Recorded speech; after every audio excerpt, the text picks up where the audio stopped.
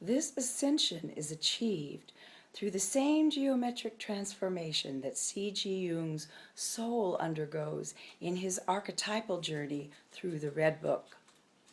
And finally, we journey to the Magdala Synagogue on the Sea of Galilee to unearth archaeological evidence that the first Christians worshipped the symbol of the esoteric Jesus.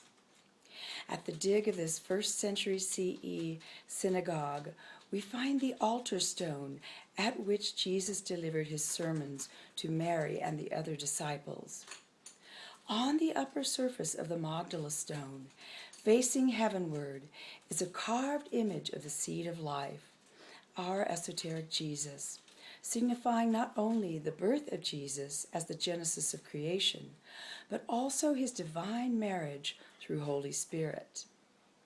Jacques LaFevers was a philosophy professor in Paris, France, at the cusp between medieval and Renaissance eras.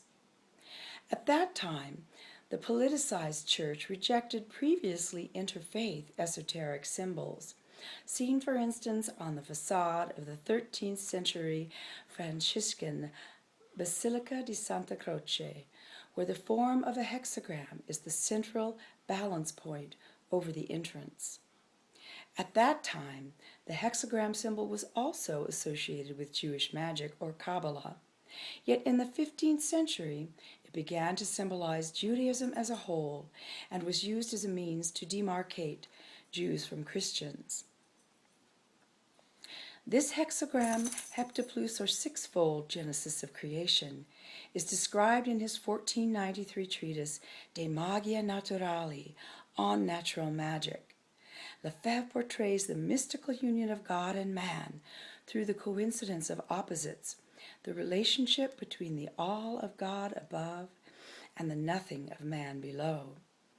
From this relationship of lover and beloved, the sixfold or hexagram incarnates as Jesus.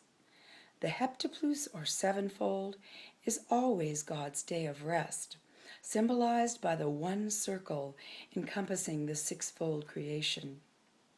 It is at that outermost boundary of creation that Jesus the man becomes the entirety of Holy Spirit.